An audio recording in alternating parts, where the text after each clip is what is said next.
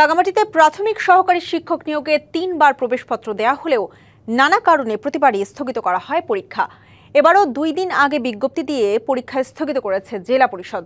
এর প্রতিবাদে রাঙামাটি জেলা পরিষদের ফটকে তালা দিয়ে বিক্ষোভ করেছেন নিয়োগ প্রার্থীরা। পার্বত্য চট্টগ্রামে সরকারের 28টি বিভাগের প্রশাসনিক কাজ জেলা পরিষদের মাধ্যমে পরিচালিত হয়। প্রাথমিক শিক্ষা বিভাগের অধীনেই রাঙামাটিতে সহকারী শিক্ষক পদে নিয়োগে লিখিত পরীক্ষা আগামী শুক্রবার হওয়ার কথা। তবে মঙ্গলবার তা স্থগিতের তথ্য জানানো হয়। 3 বার পরীক্ষা স্থগিত করার প্রতিবাদে বুধবার সকাল থেকে নিয়োগ প্রার্থীরা জেলা পরিষদের সামনে জড়ো হন। এক পর্যায়ে তালা দেয়া হয় ফটকে। এতে জেলা পরিষদের কার্যক্রম স্থবির হয়ে পড়ে। নির্ধারিত দিনেই পরীক্ষা নেওয়া ও স্বচ্ছতার সঙ্গে নিয়োগ পরীক্ষা শেষ করার দাবি আন্দোলনকারীদের। নিয়োগ বিজ্ঞপ্তি ছিল আপনারা জানেন যে 2022 সালে।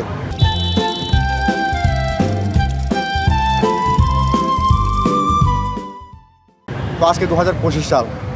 তো দীর্ঘ জট হওয়ার কারণেই আমরা যারা চাকরি প্রত্যাশী আমরা অনেকটা বঞ্চিত। এই নিয়ে 3 বছর যাবত আমরা এই পরীক্ষাটা নিয়ে জুলাইতেই আছে। আমাদের বয়স আছে, কিন্তু যাদের বয়স চলে গেছে এরা তো আর পরীক্ষা দিতে পারতেছে না। আগামী 7 তারিখে যে পরীক্ষাটা ঠিক করা হয়েছে ওই তারিখের মধ্যে আমরা পরীক্ষাটা চাই আর কি।